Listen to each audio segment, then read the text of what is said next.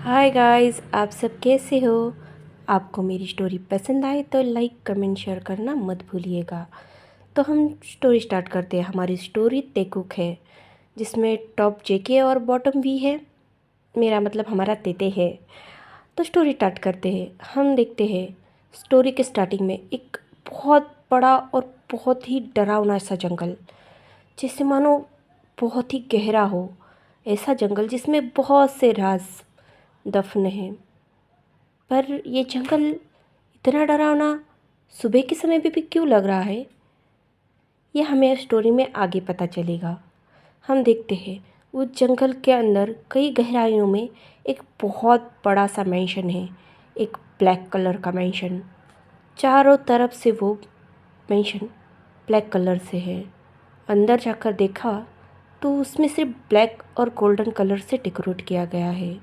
उसी मैंशन के कमरे में एक बेड पर एक इंसान दर्द से कराह रहा है, जो बहुत पेन में है और जैसे मानो उसे किसी की नीड हो।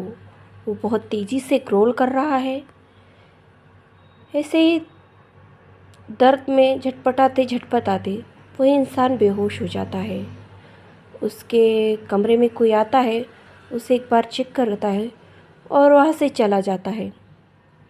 फिर से सीन शिफ्ट होता है और हम देखते हैं उसी जंगल के दूसरे कोने पर एक बहुत ब्यूटीफुल और एक छोटा सा विलेज है, जहाँ इतनी खूबसूरती है कि मानो कोई भी वहाँ आकर बसना चाहे।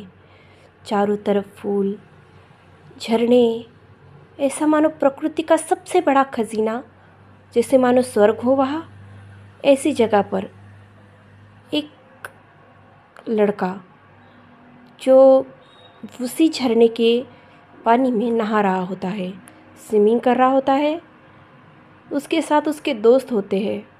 उसके दोस्त उसकी तरफ देखकर कहते हैं, क्या बात है, तेरी ब्यूटी में तो दिन ब दिन चार चांद लग रहे हैं। तुझे पता है, तू हमारे गांव का सबसे खूबसूरत उमेगा है। सॉरी गाइज, मैं बताना भूल गई थी कि ये हमारी उमेगा लव स्टोरी है। ऐसे कहकर उसके दोस्त उस लड़के की तरफ देखकर उसे देख रहे होते। तभी उसके दोस्तों से कहता है वो, ऐसा नहीं है, आप भी तो बहुत खूबसूरत हो। ऐसे कहकर वो अपने बड़े भाई को हक करता है। उसका बड़ा भाई कहता है, ठीक है, चलो अब चलते हैं, वरना मम्मा हम पर चिल्लाएगी। ऐसे कहकर वो लोग पानी से निकलकर कपड़े पहनकर वहाँ से निकलने लगते हैं। थोड़ी देर बाद वो अपने घर आते हैं। तभी उनकी मम्मा उन पर चिल्लाते हुए कहती है, कहाँ गए थे तुम लोग, कितनी देर हो गई है, समय का कोई पता चलता भी है। ऐसे कहकर उसकी मम्मा उस पर चिल्ला रही होती है। वो लड़का कहता है, मोम हम तो बस झरने के पास गए थे मछली पकड़ने। तभी उसकी मोम उसके गीले कपड़े देखकर कहती है, तेयांग, क्या क्या तुम पानी में नहाने गए थे। तभी तेयांग कहता है, हाँ मोम, मेरी बॉडी में बहुत जलन हो रही थी। ऐसा कहकर वो अपनी लाई हुई मछलियाँ किचन में रखने चला जाता है। उसकी मॉम अपने बड़े बेटे जिन की तरफ देखकर कहती है, जिन, ये क्या है, तुमने उसे पानी में क्यों जाने दिया। जिनू कहता है कि मॉम, मैं नहीं जाने देना चाहता था, बट पता नहीं वो कैसे गया। ऐसे कहकर जिनू अपना सर झुका लेता है। उसकी मॉम कहती है, तुम लोग बहुत लापरवाह हो। ऐसे कहकर वो फिर से तेयांग की तरफ देखती है, जो किचन से वापस आते हुए अपनी नेक खुजा रहा होता है। उसकी नेक पे एक लाल निशान दिखाई देता है उनको, और वो कहती है, क्या क्या हमारा बेटा। ऐसे कहकर वो कुछ सोचती है और तेयांग के पास जाकर कहती, एक मेडिसिन लाकर तेयांग को देती है और कहती है, ते इसे खाओ और कमरे में जाओ। ऐसे कहकर वो उठती है और तेई को मेडिसिन खिलाने के बाद वो अपने कमरे में जाकर एक किताब खोलती है। हम उस किताब में देखते हैं एक बहुत ब्यूटीफुल फिनिक्स, उसका चित्र बना होता है। वो उस पर हाथ फैलाते हुए कहती है, क्या वो लौटने वाला है, उसकी शक्तियाँ लौटने वाली है। ऐसे कहकर वो उस फिनिक्स के चित्र पर हाथ रखती है और कहती है, नहीं, अगर ऐसा हुआ तो वो भी वापस आएगा। ऐसे कहकर वो डर जाती है और फिर उस बुक को देख रही होती, तभी पीछे से तैयांग उसे आते हुए कहता है मॉम। तभी वो डर के मारे किताब को बंद करती है और उस पर जल्दी जल्दी में ढकने लगती है। तैयांग कमरे में आता है और कहता है मॉम क्या हुआ, आप क्या छुपा रहे हो? ऐसे कहकर वो अपनी मॉम की तरफ बढ़ता है। तभी उसकी मॉम कहती है कुछ नहीं, तुमने खाना खाया? तो वो कहता है हाँ, और अब मेरी बॉडी में जलन नहीं हो रही है, आपने जो मेडिसिन दी थी उस वजह से।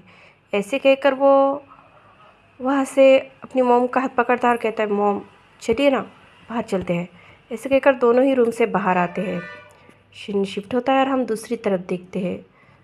उसी ब्लैक मैंशन में फिर से दर्द से कराहते हुए वो इंसान फिर से ग्रॉल कर रहा होता है, चिल्ला रहा होता है। वो एक अल्फ़ा होता है, उसके फेरोमोन्स पूरे कमरे में फील हो रहे होते हैं। तभी उसकी माँ उसके डोर के पास खड़ी होकर रोते हुए कहती है पता नहीं मेरी बेटी का मेट कहाँ है। जब भी इसके कमरे में कोई ओमेगा भेजते हैं तो वो ओमेगा या तो मर जाता है या तो फिर इसके पास सरवाइव ही नहीं कर पाता। ऐसे कहकर वो अपने बेटे के रूम की तरफ देखती है। तभी उसके हस्बैंड कहते हैं ऐसा मत कहो, वो बिल्कुल ठीक हो जाएगा। मुझे किस काम से बाहर जाना है तो तुम उसका ख्याल रखना। जैसे ही उसकी रट ख़त्म हो जाएगी हम उसे फिर से अपने शहर ले जाएंगे। ऐसे कहकर वो वहाँ से चले जाते हैं शहर की तरफ। वो लेडी भी बाहर आकर अपने बेटे का ख्याल रख रही होती है। दूसरी तरफ हम तय के घर पे देखते हैं। तयांग के घर पे एक कुरियर आता है। तयांग उस कुरियर को लेता है और बहुत ही एक्साइटेड होकर अपनी मॉम के पास आकर कहता है मॉम। उसकी मॉम कहती क्या, क्यों चिल्ला रहे हो? वो कहता है देखो देखो देखो मेरे पास क्या है। ऐसे कहकर वो अपनी मॉम को बहुत ही एक्साइटेडली दिखा रहा होता है। उसकी मॉम कहती है क्या है बेबी? वो कहता है शहर की सबसे बड़ा जॉन कॉलेज का एडमिशन लेटर देखो, मुझे वहाँ एडमिशन मिल चुका है। ऐसे कहकर वो बहुत एक्साइटेड हो रहा होता है। उसकी मॉम कहती है अरे वाह, ये तो बहुत खुशी की बात है। और अपने मन में सोचती है तुम यहाँ से दूर जाओ तो ही अच्छा है। ऐसे कहकर वो कुछ सोच रही होती है। तभी ते कहता है मॉम। तभी उसकी मॉम कहती है ये तो खुशी की बात है, चलो पार्टी करते हैं, मैं आज बहुत अच्छा खाना बनाती हूँ। ऐसे कहकर वो किचन की तरफ बढ़ती है। तभी ते कहता है मॉम क्या बात है, जब भी मैं कुछ ऐसा बताता हूँ तो आप उदास हो जाती हो। तभी वो कहती है नहीं ऐसा कुछ नहीं है, पर यूनिवर्सिटी तुम अकेले नहीं जाओगे।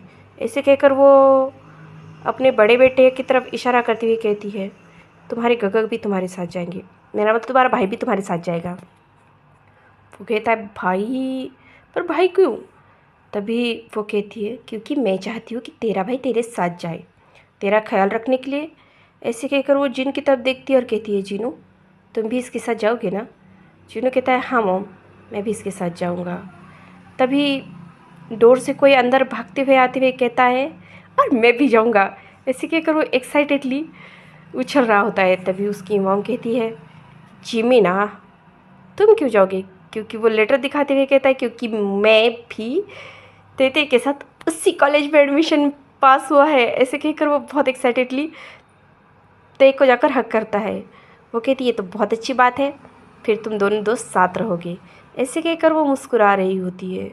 वही हम देखते हैं कुछ दिन बीत जाते हैं और ते शहर के लिए आज निकल जाता है।